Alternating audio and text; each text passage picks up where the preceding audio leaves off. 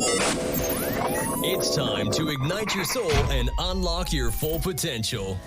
Join us on Beneath the Helmet, the podcast exploring firefighters' health and wellness. Hosted by retired Fire Chief Arjuna George, our podcast is the perfect place to start your journey towards becoming the best version of yourself. So come on, let's join the conversation and find out what sets your soul on fire. All right, everyone. Welcome back. This is episode number 53, Beneath the Helmet. Thanks so much for tuning in and appreciate you being part of the BTH community. Today, I got a chance to sit down and have an amazing talk with a good friend of mine, Jen Grigg. So Jen's been in the fire service for several decades, and she just recently made a transition into coaching and hypnosis. She works a lot with supporting women and first responders. So she's going to share a lot of her own self-worth, confidence building, how she overhauled her life, and some of the struggles that kind of came with that as well. So sit back, relax, enjoy the show. Until next time, stay well. All right, welcome back, everyone. I got another amazing conversation we're about to jump into today. Season number 2, Beneath the Helmet. Once again, thank you all for your kind of followership, sharing, liking.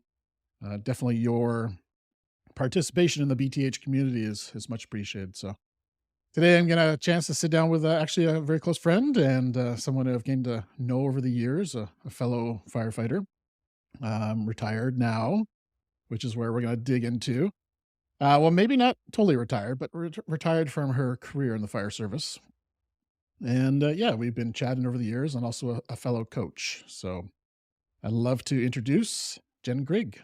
Welcome to the show. Good morning, or good afternoon, I guess it is. It is afternoon. I am super excited to be here. We've talked about doing this for a long time, and I'm glad that we're finally getting around to it. Exactly. So, Jen, tell us a little bit about who you are as a person and kind of where you came from up till today, meeting us on this podcast conversation. Well, after 30 years in the fire service and burning out completely last year, which was something that you actually were instrumental in helping me through, I've kind of overhauled my life. And I was laughing about that the other day as I was filling out the form for the podcast and came up with this term because I thought it's perfect for the fire service community. But it also really describes the changes I've undergone in the last year, even less than a year, with changing my physical health, my mental health, physical, mental, spiritual, and emotional health, and getting myself to a place where I walked away from a job that I'd been in for several years, and I'm embracing a whole new journey, and there's no map to it. Oh. And I believe in the past you told me I am the map, or I'm making the map when I shared frustration about not having a map. But that's kind of a Cole's Notes version. Beautiful. Well, you're navigating a brand new map right now, so that's pretty awesome. So 30 years in the fire service, congratulations. And what was your final posting? What was that? Just for the listener right now, what was your final posting in career? Instructor with the Ontario Fire College. So I worked for the Fire Marshal's office here in Ontario and did that for the last 5 years. Beautiful. So tell us a little bit about maybe someone who's listening right now might be struggling with burnout themselves, or maybe not even recognizing they're going through burnout. What were some of the key signs that you saw in your life, and where did it show up, and how did it show up that you were feeling burnt out? Oh, for me, it was driven by a deep sense of unworthiness. So in my job, I was the only instructor on a team of 8 or 10 instructors.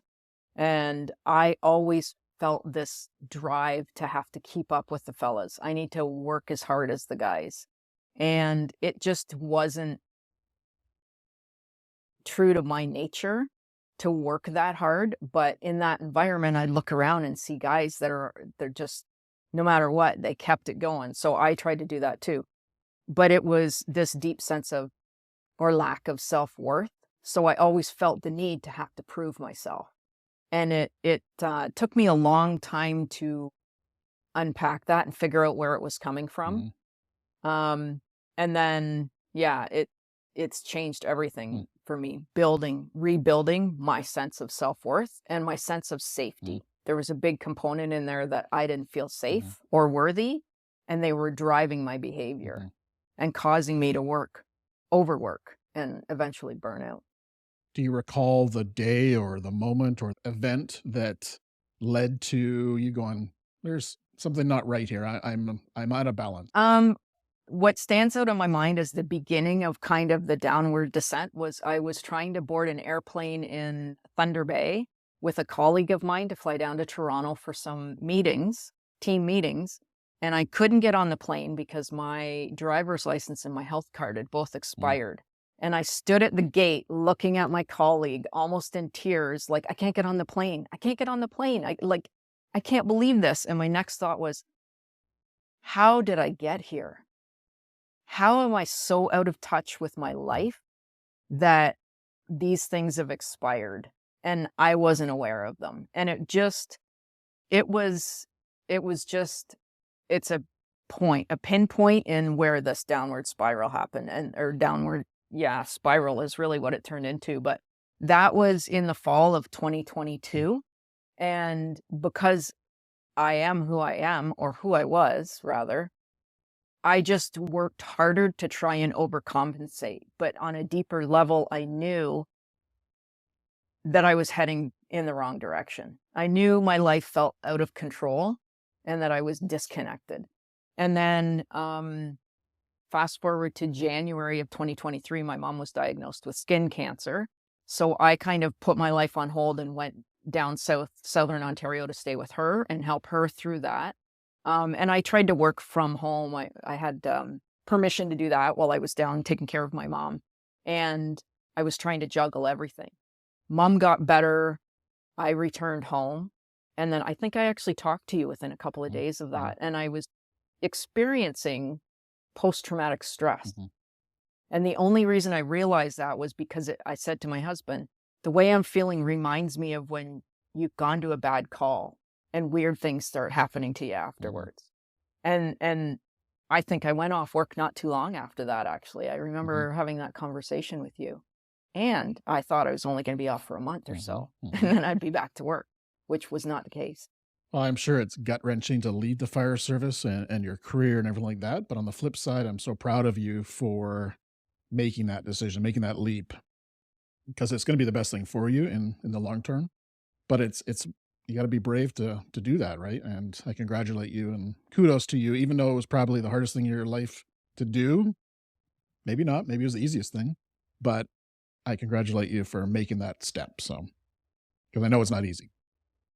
It absolutely is a doozy. And I actually went back late summer last year. I was off for about 7 or 8 months in total and returned to work and tried to show up like everything's great. I'm perfect. I'm 110%. I'm going to show them I'm great and blah, blah, blah.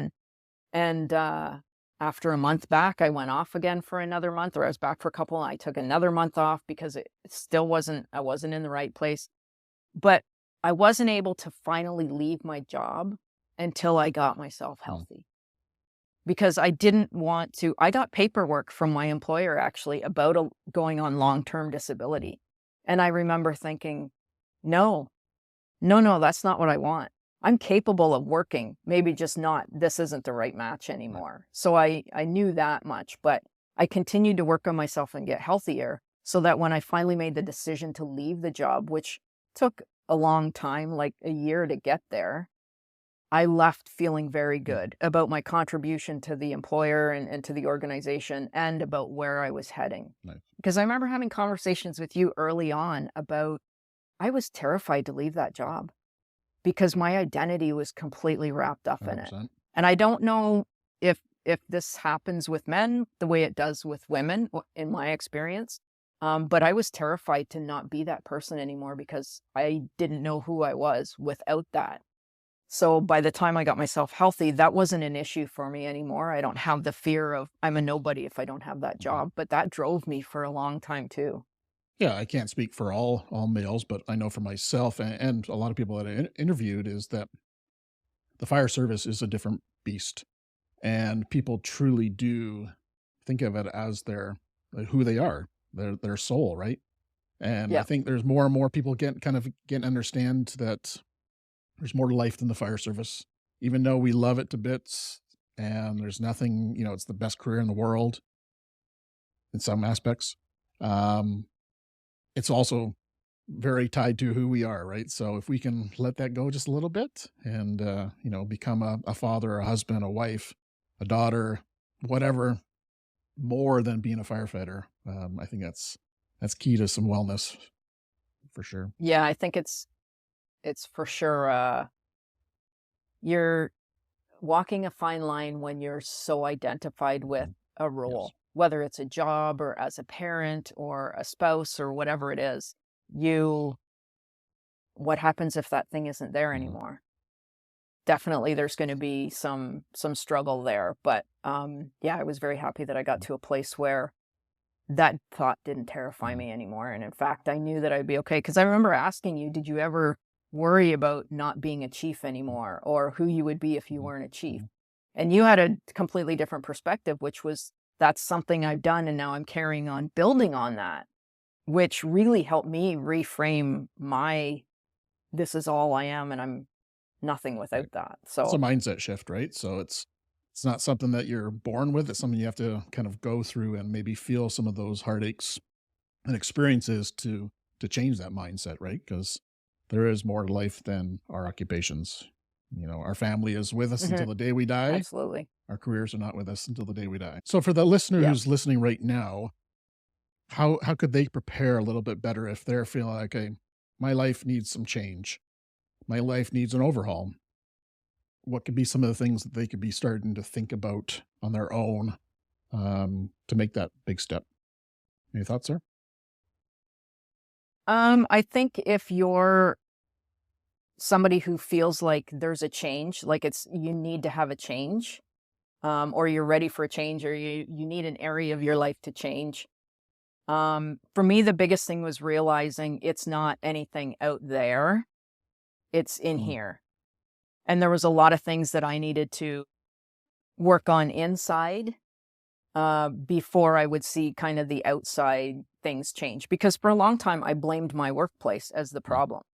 But I knew enough to know there was my challenges, maybe workplace challenges, and other people's challenges. And it was my job to just figure out what was mine and what I could help with Mhm. or have any control over, because we don't have control over other people or a lot of other things. So, kind of a first step I would say is that understanding what you have control over and what you don't. I knew that I couldn't control how other people saw me, and especially with my own self-worth issues and this desire to prove myself, which came from childhood because my father was a police officer, and I know I was loved growing up, but I didn't necessarily feel that Mm. way. And my father was very closed off emotionally, so that drove me to kind of look to other people, generally men or bosses, to like validate me and tell me I'm doing a good job. So I realized I have no control over how my boss sees me, but I do have control over the way I think of myself, the way I take care of myself, and that kind of stuff. So I began just focusing on what was within my control, Mhm. which was my health and well being. Love it. So how do you discover some of these things that you needed to work on, such as your self-worth, um, mindsets? Um, Like what tools did you use out there, or was there coaching or friends or your own internal kind of meditation on this, or how did it come to you that this was what you needed in your life? well, I'm definitely a serial course taker, as we've talked about in the Yep. past. Yep. Actually, 100%. a little over a year ago, I think you said to me, "No more courses, no more training. You just got to stop for a bit," and I did. But I've always kind of gone after a spiritual self-help kind of perspective about healing my own stuff and getting my shit together, Mhm. so to speak. And so I had taken certification courses in coaching, different kinds of coaching, life coaching, body language coaching, and hypnotherapy. And hypnotherapy was one that really made a big Mm. difference for me. And it it gave me a lot of tools to start to help myself not only rewire my own thinking, because hypnotherapy like bypasses the conscious thinking mind and gets to the subconscious, which is important because our thinking mind, I think 60 to 90,000 thoughts a day. And most of those are on repeat. They're the same thoughts over and over again. And we get stuck in that. So hypnotherapy, I really love that because it got past that conscious thinking mind and got into a deeper level. And it also relaxes you, which is super important because when you're in a stress state, in that fight, flight, freeze, or fawn, you have so much cortisol flooding through your system. Your whole system's on high alert. So relaxation is hugely beneficial for people that are dealing with depression or anxiety or work-life stress. And that was one of the tools that really, I loved learning about it. I loved using it. And I loved working with people with hypnotherapy. And another big piece of that puzzle was I did a course last fall on depression so that I could help hypnotherapy clients with depression, and applied everything I was learning in the book to myself because I was still struggling with depression and anxiety a lot last year. And it like got really bad at one point. And this course and the tools I got from it were vital in me. I don't want to say I've cured myself of depression because I don't know. I don't want to say that, but it's definitely, I don't feel like it's ever going to be a problem for me again. That's awesome to hear. Yeah.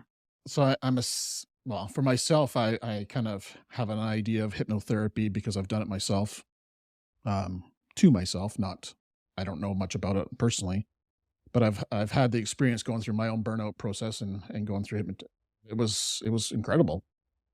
But I'm also thinking there's probably a bunch of people that are thinking, this is what you see at a bar where there's chickens on stage, people turn into chickens and everything like that. So what kind of paints a little picture about what hypnotherapy is and how first responders could access that?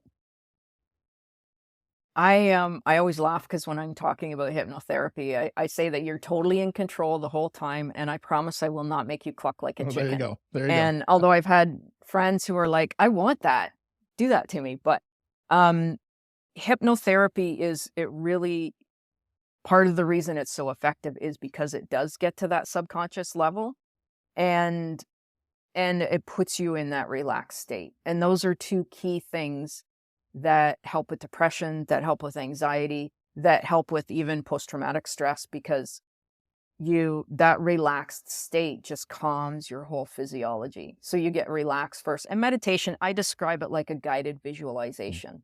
So for people who think, I think I said meditation, but hypnosis, it is like a meditation or a guided visualization, in that you close your eyes and you relax and somebody's talking to you. And although it may seem kind of woo-woo, or, they worry about the clucking like a chicken or somebody sitting there with a watch, none of that happens. And it's a way for me to have a conversation with your subconscious. And you'll find patterns there or experiences that have stuck with you that you internalized in a certain way to mean something about you.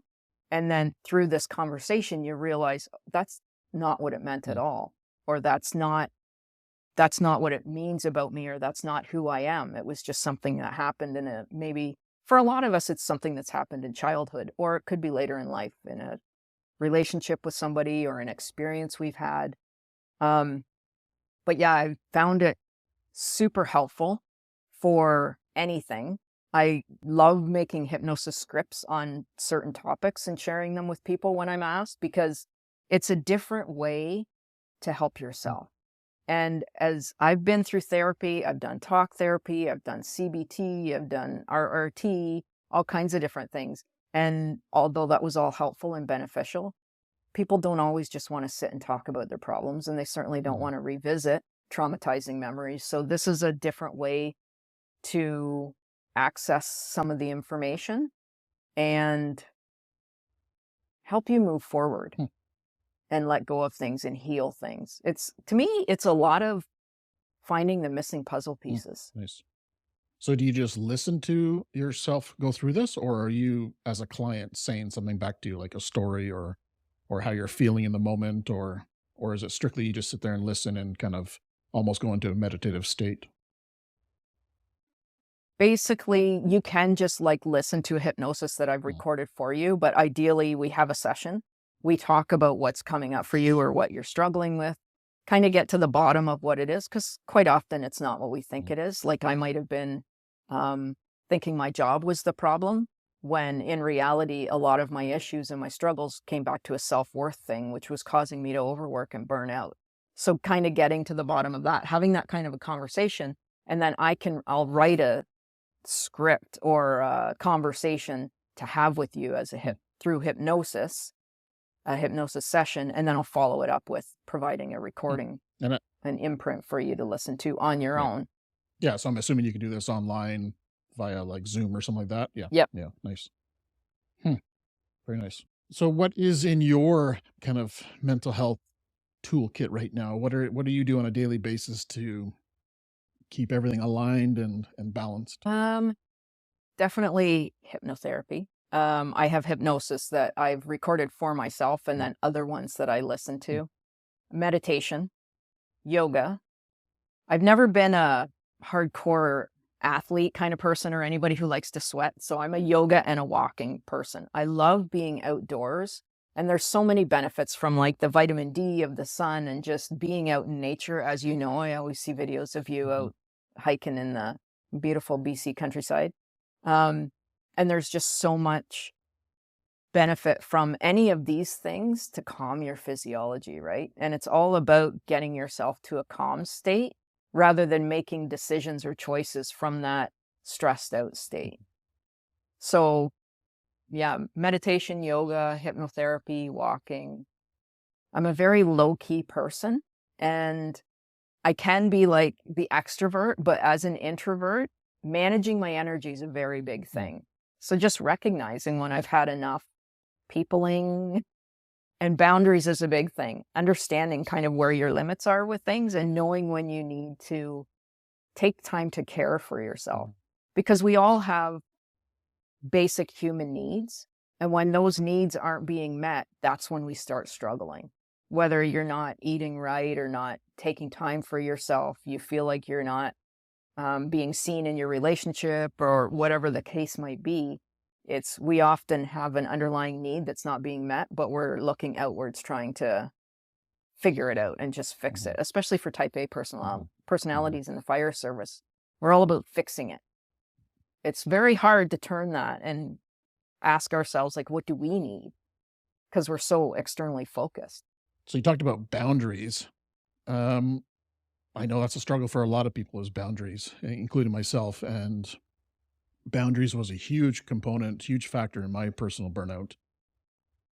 What have you done in your life to create some healthy boundaries, and what kind of tips could you to share with the listener today? I think it's important to check in with yourself to know where that boundary might be crossed or where you need to kind of instill that boundary. For me, even when I returned to work, I found myself going from checking my emails in the evenings all the time, answering students because I was an instructor. I had a lot of courses running. I had to stop doing that and not checking my phone and not making myself available after hours because it's hard enough when you work from home to have any kind of a boundary because your work is now in your home. It's in front of you all the Mhm, time. So you don't have that physical break anymore. So that was definitely one thing, is having those boundaries um, around work and just fighting the urge to be like, oh yeah, I can do mhm, that and I can help there and I'll go teach that course, because that was just getting myself back into that slippery slope of trying to prove myself again. Boundaries are a huge self-worth thing mhm, and a confidence booster, because when you're used to letting yourself down, that's a hard thing to overcome. And putting boundaries in place, saying to your boss or your partner or whoever it might be, this is what I need right now. That's huge. And that's not easy for people to do. But the more you do it, the easier it mhm. gets. And maybe that's you probably agree with Oh, that. yeah. Boundaries are tough, but once you Mhm. start getting used to using them, it becomes easier. It's like anything. It's a muscle. Yeah, I always say this. I'm sure the listeners probably already heard this a few times, but no is a complete sentence. When we say no to something, we don't owe it to anyone to explain why we're saying no. We just no is our answer, and it's a complete sentence. And that's the hardest thing to actually say, no to something.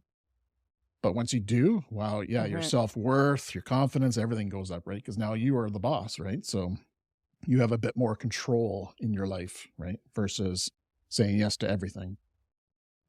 Yeah, it for sure is. It does build your confidence and it builds your sense of self-worth because you're not letting yourself down Exactly. anymore. Because we're so used to being there for other people, we don't know how to be there for ourselves. And if you have like a history of depression like I did, or childhood trauma, or feelings of unworthiness, you're the last person you're thinking of. Mhm. And it's very uncomfortable to start setting boundaries and thinking about yourself in that way. But even still, right before yesterday, actually, I was feeling a little bit overwhelmed with stuff and I think it was a little bit of my perfectionism coming out. And I was like, oh, maybe I'm going to reschedule this interview Mhm. because I don't have this, and this in my mind. I don't have all these things. I'm not completely prepared. I don't have this scripted. I don't like whatever. I need to learn a little bit more about what I'm talking Well, about, thank you for or not blah, blah, blah. canceling. And Because yeah, it's way better I when it's just totally, a and that, natural conversation, right? So it's way better that way than scripted and everything. So thank you. yeah. And I've never, scripted has never worked for Mhm. me anyway, but the feeling of needing to be more prepared is a coping mechanism. It's a negative coping mechanism. It's a stress response. It's a pattern for Mhm. me.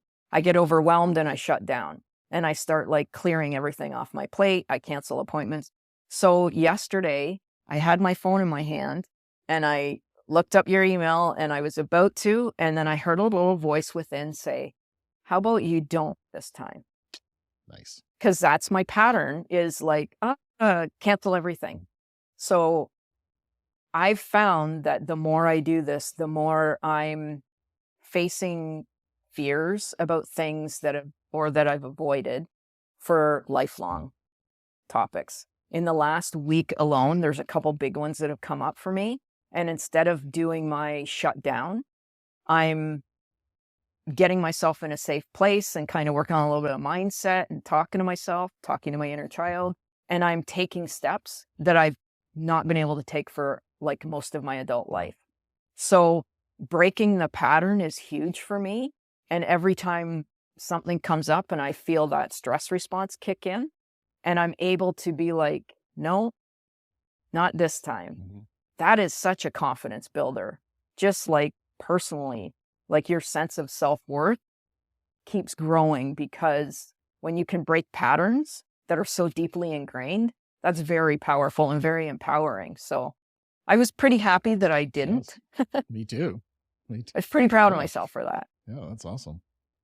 So as a coach yourself, and I know as the coaching industry, I left the fire service, a high burnout occupation, to become a coach, which ironically is a very high burnout occupation as well. Uh, so I'd love to hear how you kind of are setting yourself up for making sure you don't burn out in your encore career as a coach and hypnotherapist. Any thoughts there? It's again going back to just checking in Mm. with myself, because as soon as you make space in your life for something, you tend to, those of us that tend to do Mhm. this, tend to fill it up Mhm. again right away. So by taking courses, for example. So I've been a big piece of it is Mm. self-awareness, recognizing your patterns, recognizing your thought patterns, and kind of monitoring. So I'm very conscious of if I'm doing too much, or s- maybe booking too many people, to be like, okay, let's take a step back. You don't have to do all this right now. You don't have to do all this at once. And that's kind of a red flag for me, is if I feel like I'm going overboard. That it's that self-worth thing and that proving thing again. So I take my time. Like, I take time to think about what I'm doing. I take time to really feel into how many appointments or how many calls a day do you feel comfortable with? And that's going to increase as things, I get processes and stuff set in place. But just starting out with anything, I think it's important to remind yourself that baby steps matter. Like, small steps make a big difference. Yep. Last year, when I was doing a lot of the things I was doing, I didn't know I would be here today looking back at my life and going, oh my God, I just overhauled like everything. I feel amazing. I've lost weight. I'm healthier. I'm happier. I'm doing things I wanted to do, but didn't have the capacity to do before. I think capacity is a good word too, because I want to make sure that I bring my best to what I'm doing.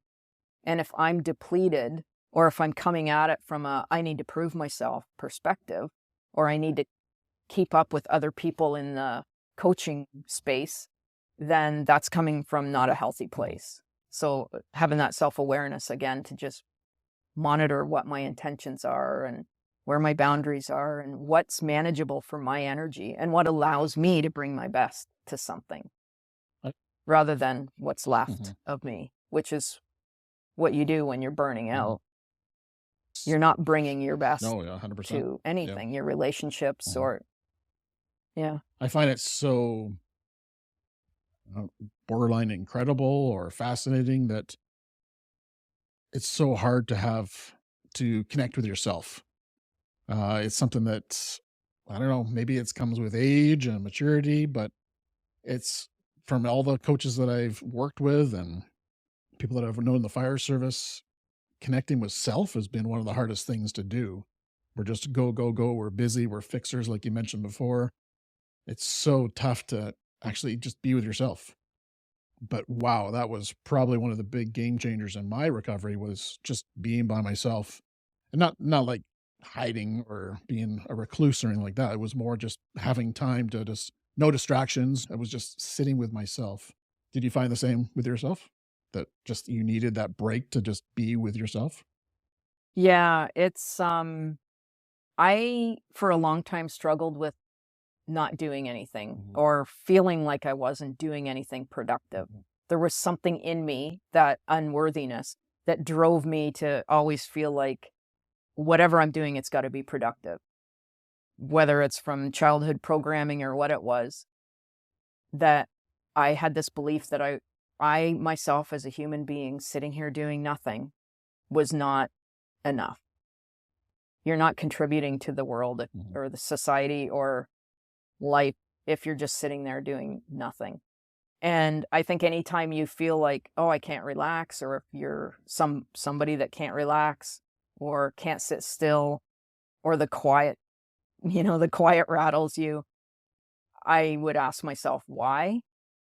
What's beneath that? But one of the things that I did last year, it was a 6-month program with an Ayurvedic practitioner. So I'm of the age where I was not only struggling with depression and anxiety, but a lot of symptoms of menopause were coming up again. So I wasn't sleeping well. I had brain fog. I just felt disconnected. I wasn't happy. I felt completely empty. It was another piece of this was when we bought our house. We moved in July. Again, after 3 years in northwestern Ontario. Now we're in northeastern Ontario because my husband got a new job and we relocated. And we bought a house on the water. It was like a dream home. And I was infinitely aware that we had this beautiful home on the water. We both had, I was successful in my career. He had a new career, had a grandbaby on the way. And yet I didn't feel anything. I didn't feel anything. And that was very scary to me because I was like, is it me? Am I broken? Am I never do I lack the capacity to be happy? And it sent me on a bit of a journey. And this is while I'm still off work and still trying to figure out all that. So I reached out to Ayurvedic practitioner who specializes in menopause, and she's in Alberta. And because I didn't want to go back on medication. My doctor was trying to get me to go back on antidepressants, and I've been off them for over a year now. And to me, that was not the route I wanted to go. I wanted to do it naturally.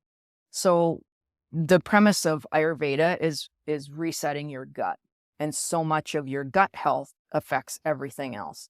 So it was really difficult for me because I had to learn how to cook. And my husband is the cook in the family. I am not. So one thing I will avoid at all costs is cooking. And it's because I never really learned to nurture myself. Like we used to joke that my husband was going to be away as long as I had a loaf of bread and a box of cereal, I could survive for the week. Yep. So this was a new level of taking care of myself. Like you wouldn't believe how uncomfortable this was for me to actually think about what do I want to eat and to take the time to cook something for myself. But Ayurveda is basically whole foods, a lot of fruits and vegetables. I still eat like white meat, but it was difficult to cook for myself. And it really showed me how little effort I put into caring for myself. So something as simple as, okay, I have to think about this ahead of time. What do I want to eat? And I'm going to cook it. It really started a shift for me when it came to self-care and self-nurturing. Like, you need to honor yourself to the point where you treat yourself like your child, for those who have kids, or your spouse, or your best friend. Because I completely was ignoring myself for many, many years. And it's no wonder that I lost myself because I was too busy trying to be something I wasn't. I'd lost connection. So that Ayurveda program, really, there was things like a dry scrub that you do before you get in the shower, or massaging with different kinds of oil like sesame oil or coconut oil. And just little things like that. Talk about self-care. This wasn't just going for a massage or a pedicure or whatever. This was like all new to me, and it felt really uncomfortable. But as the more I did it, the more I was like, it really changes things when you start to care for yourself. And I say like you would your kids, because it's kind of, when you have kids, you would do anything for them. And doing that for yourself is just the best gift you can give yourself. Okay. Like self-love and self-care, I think people roll their eyes at, but it's probably one of the most important pieces of getting healthy. I agree. Yeah. And I think we say in the fire service all the time, right? The customer comes first. But my thought is let's start thinking about ourselves first as responders. So we're in perfect condition, mentally, spiritually, physically. So we can be that perfect responder that the community is looking for, right? And we spend so much time on that performance and the tactics of it, but we forget about ourselves and making sure that we're running at, fully leaded up and ready to go, right? So, yeah, it's a big change in your life. That was a big thing for me as well. I imagine cooking probably was also a little bit meditative for you as well. Like, I find it personally when I'm cooking, it's a nice way to kind of defrag at the end of the day, relax. You can throw some music on and just chop away. I find it very therapeutic. Did you find that as well, or was it more like a job?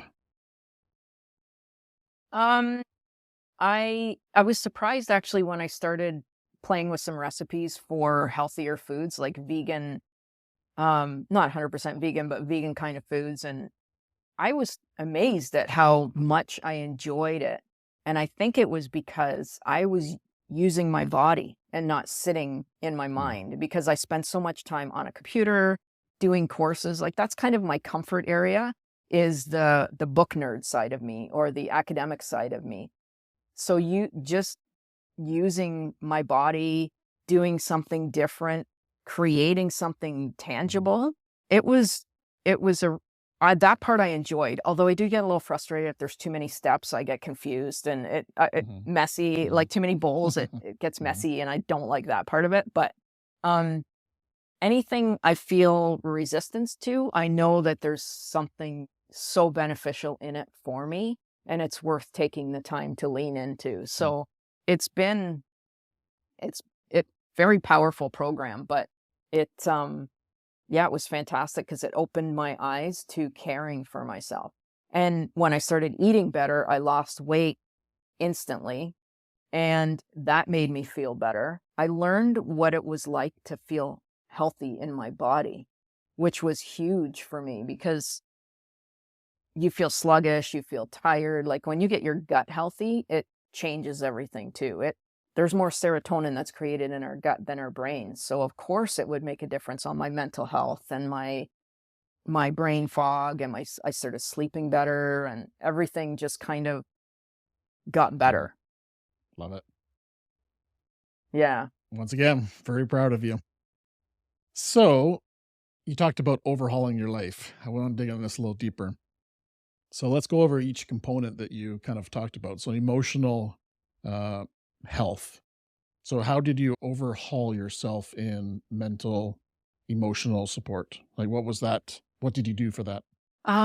Mentally, when I did that online depression course so that I could help clients with it, it was a game changer for me with my patterns of thinking. So it gave me tools to help myself and to understand what, for me, and this made sense. And I know there's many different opinions out there, but it helped me understand what depression is and why it's been something that I kept circling or kept recircling in my life or resurfacing in my life. Because depression is rumination, and it's rumination without taking action. So when you can't take an action on something and all you're doing is looping these negative thoughts all the time, it's hopeless. You feel hopeless because you're not able to do anything about this situation. And when people are suffering from depression, their brains are overactive. So when they go to sleep at night, their brains are overactive, which affects REM sleep and taxes your system, and you wake up exhausted. So understanding that piece of it and understanding that it's all these things that were going through my brain that I couldn't take action on that were keeping me in this place. So I started to monitor my thoughts more. I also kept using hypnosis to help me reframe things and have a different perspective on things. And then awareness of my patterns. So when I would catch myself ruminating on something, I could switch directions with it. Or if there was something that was bothering me, I would journal about it or talk to my husband about it. Identify things I could take action on, because that reconnects you to it builds your self-worth. It shows that inner child that they matter. It helps you feel competent and capable because you're taking action on something and maybe getting a resolution rather than just all these thoughts that keep circling. So for my mental and emotional health, both, understanding depression and how I could stop that cycle made a huge difference for me, because I was late summer, I had gotten into a place where I was contemplating ending it. And I had been there before and I couldn't believe I was back there again. It just felt like I felt hopeless and that I would never figure this out because this has been a lifelong pattern for me. And then that course was something, it was a tool I turned to, and it helped me stop that pattern and made such a huge difference for me. So I'm always seeking answers, but there's so many answers out there. You really have to be willing to be an advocate for yourself, and you need to be willing to try different things. I know you talked about, you tried a whole bunch of different healing modalities and somatic things to see what worked for you. Exactly. And that really was a big thing for me, because I adopted that mindset of, okay, so not everything's going to work for me. I'm going to keep trying and find out what does. So for me, this course that I did more for me than medication, because I was on antidepressants on and off them for a very long time, and I would still end up in the same place. Right. So I knew that it wasn't necessarily a chemical imbalance. Although that's common understanding is that, it's a chemical thing or a hormonal thing. But, and my physical health, when I lost the weight with the Ayurveda program and implemented a lot of healthier habits, like walking every day with my dogs and doing meditation and doing yoga, that helped my physical health. And it's like 4 tires on a car. If you have one area, one flat tire, it puts stress on all the other tires. Totally. So as you start to work on one area, there's a ripple effect throughout your life in the other areas that helps improve everything. And spiritually, it was taking time for meditation and for writing and stuff. Because when we get busy, the first things we do is ditch our healthy habits. Unfortunately. So again, I would feel myself a little bit stressed out or something a little bit anxious. And I would think, oh, I haven't walked in a couple of days, or I've been like on my computer all the time trying to get this thing done. So it's like situational awareness. It's being aware of what you're doing and how you're feeling, because when you're not feeling at your best, you're not able to give other people your best. Exactly. Or, you probably know yourself, you're infinitely patient with people, dogs or kids or whoever, patients on calls, when you're at your best.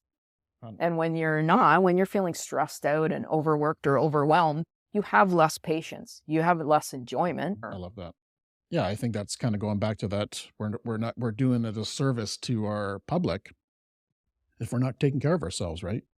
You don't have to be an elite athlete or anything like that. We're not talking about that. We're talking about just a well-being in your body, mind, body, and spirit, right? So, yeah, if you want to show up and be the best firefighter, it's time to start working on your whole holistic self, right? Yeah. So, I'd love to hear what's the one thing that pops in your mind that has changed due to this overhaul for the better? Definitely feeling worthy is a big change for me. It was a big core element that drove my decisions and my behavior, was this not feeling enough, Right. my not enoughness, I would call it. And as I worked on these different areas of my life, I built my self-worth back up to where I was comfortable to leave this job, like a full-time job, a good government job, leave it because there was more I wanted to do for my life. I wanted to see what else I was capable of. And I wanted to regain the capacity to do different things rather than feeling like I didn't have the space or the time to do it. So if I hadn't built up my own self-worth, I couldn't have done that. You make better decisions for yourself when you know who you are and you feel good about yourself and you know what's right for you, because otherwise you're at the whim of your employer or your partner or society or whatever the case may be. So yeah, self-worth and safety were big pieces that I needed to create for myself to be able to make better decisions, take better actions, and actually start creating the life that I wanted to live and feel connected to the one I have. You've mentioned safety. You mentioned safety a few times. I want to double click on that a little deeper. How did you, or what tools did you use, or how did you decide that you're feeling safer?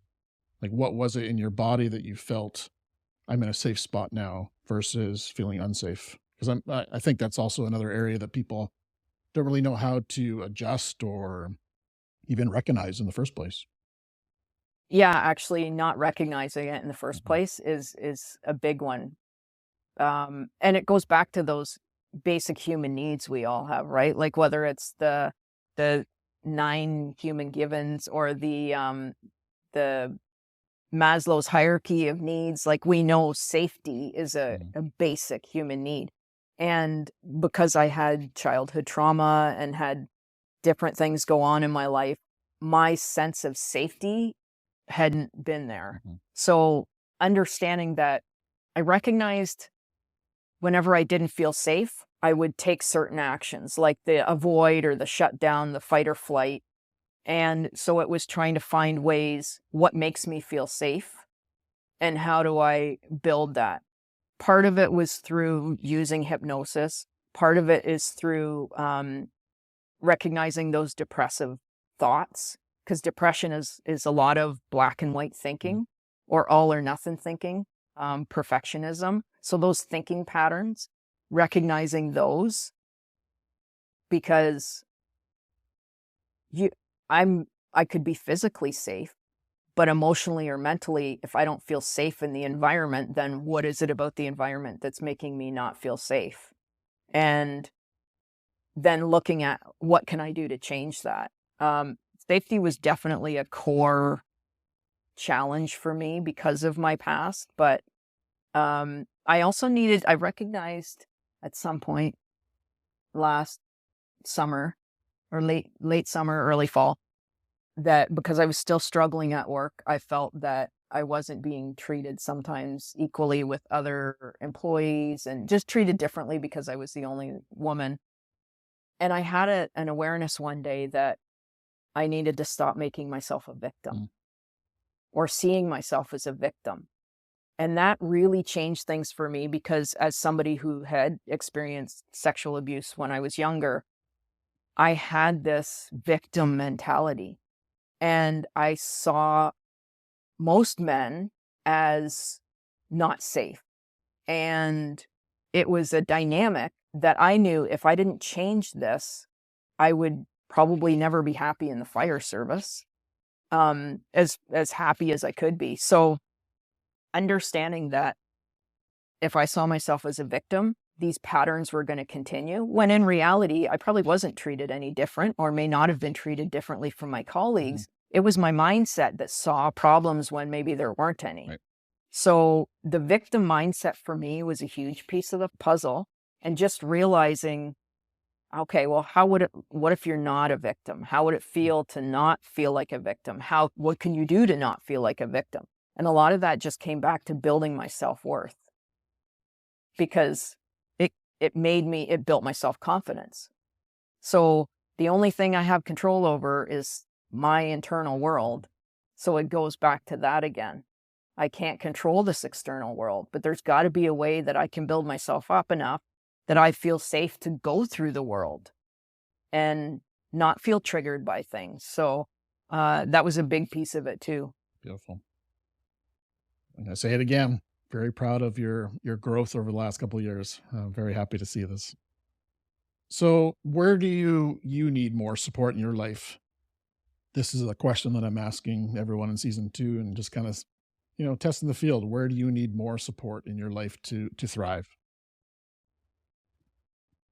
I think for me, it's been having conversations with my husband, because he's the one that's here all the time for me. Or a trusted girlfriend that I'll reach out to, because as it's a never ending journey, right? We're always learning and growing and healing. And I believe that as you kind of start up leveling in your life or kind of stepping up your game a little bit, things are going to be triggered again, or there's another layer to peel back. Kind of like yesterday when I was thinking about canceling this because I didn't feel prepared enough. And really that thought is just my insecurity and feeding that feeling of not enoughness.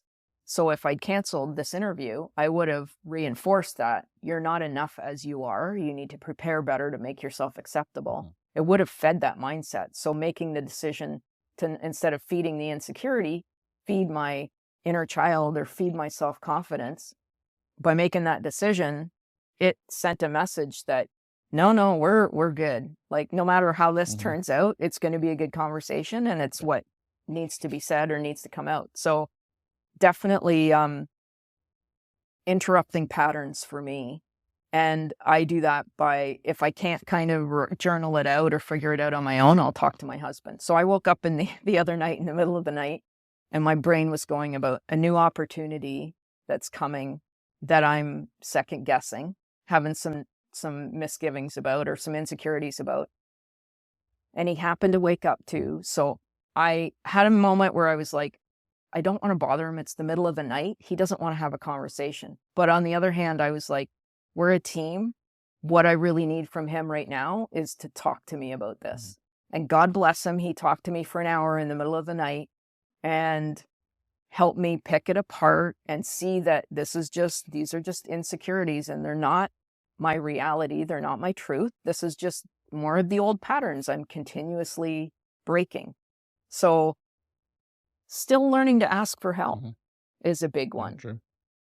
Like you're never above asking for help in whatever form that looks like, or from whoever it is. And people can see, and I guess this is one of the benefits of working with a coach or a therapist, is that they have an objective point of view. So we get so caught in our own emotional attachment to everything that's going on in our life, we can't see beyond it. So I've had conversations with you, I've had conversations and coaching calls with you, where you're able to see the high level view and see me and all my capabilities without the emotional baggage that I feel is a reality when it's not. Emotions are real, but they don't mean that's who I am. So having that high level perspective, or that objective friend, person, confidant, coach to talk to, is a big support tool as well. 100%. So what is one question that you wish I asked you that I have not asked you? Is there anything kind of pressing in your mind? That's a good question. Is there something that you're like, I wish Arjuna said this. That would have made my day. Because I really wanted to share this with the world, but maybe we've covered everything. That's totally cool. But one thing I would definitely want people to know is that you're not broken. My firm belief is that no matter how damaged you feel, or broken or hopeless you feel, you aren't. You aren't broken. It's not hopeless. You're not damaged goods. You don't lack the capacity for happiness and joy. These are all the things I told myself for a lot of my life. And those thoughts were what got me to a place last fall again, where, I called my husband and I said, you need to hide those pills that are in the house, because I'm thinking about taking them. And to have that moment and to look back on it now and to think, I'm the same person I was then, same flesh and bones, same heart, same person, same good person. But my beliefs in that moment were such that I was contemplating ending it to end that inner turmoil. So yeah, there's work to do, but there's ways to do it. And nobody is unworthy. From somebody who really suffered from feelings of not feeling worthy and not feeling enough as the human being that I am, I can guarantee that is not your story. That is not who you are. There is so much about you that you probably don't even recognize. And a lot of that for me came from you. Having somebody like you, we had become friends through writing for Firefighting in Canada, and reached out to each other for different reasons over the years. But for me, having you see something in me that I didn't see in myself carried a little bit different weight than hearing that from my husband. Because it's easy for me to think, oh, he's just telling me, he's my husband, he has to say that or whatever. So, but yeah, it's not hopeless. It's never hopeless. And if I can overhaul my life the way I did from where I was last year to this year, it's possible. Very inspirational. For anybody. Yeah, very inspirational. Well, Jen, it's been an honor to sit down and have a great conversation with you, because I think, as you said many times, we've had lots of discussions, and I've seen the ups and the downs of your journey. And I just feel so blessed to have a chat with you today and see your smiling face and kind of the radiance I can feel from you, that you're in the right spot in the right place. Right. So good job for all the heavy lifting. You did all the work. So how can people find out more about your offerings, your coaching, your hypnotherapy? And I'd also love to hear kind of who your target person is that you're working with? Like, who is that kind of person that would really benefit from the work that you're doing now? I'm working with women. Obviously, I have a soft spot for women who feel a lot of the feelings I had, or that go through that kind of, I don't know who I am anymore stage of their lives, but also, of course, first responders, because I know how hard it is to be somebody who gives so much to help other people, and yet who feels so deeply empty or broken or incapable on the inside. And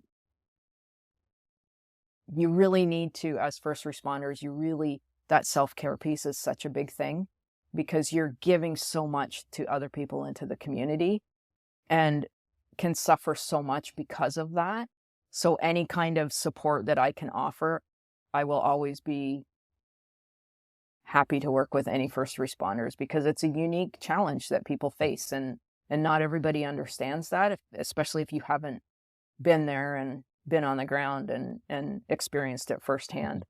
I do have a small website that I've created, which is jennifergriggcoaching.com.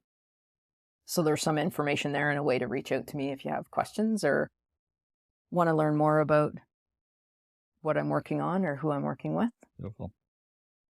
What would be one word to summarize your journey in the last year? One word to finalize our chat today. Survivor. What does that mean? And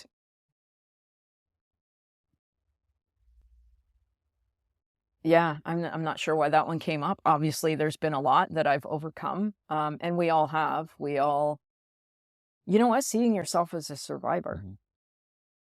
Because everybody's been through stuff, and especially people in emergency services. Like, there's a reason you burnt out. You're trying to survive. And something wasn't lined up there. You're giving too much to others and not giving enough for yourself. So survivor. Yeah. It's about going from, it's actually about going from surviving, life in survival mode, to life in thrive mode.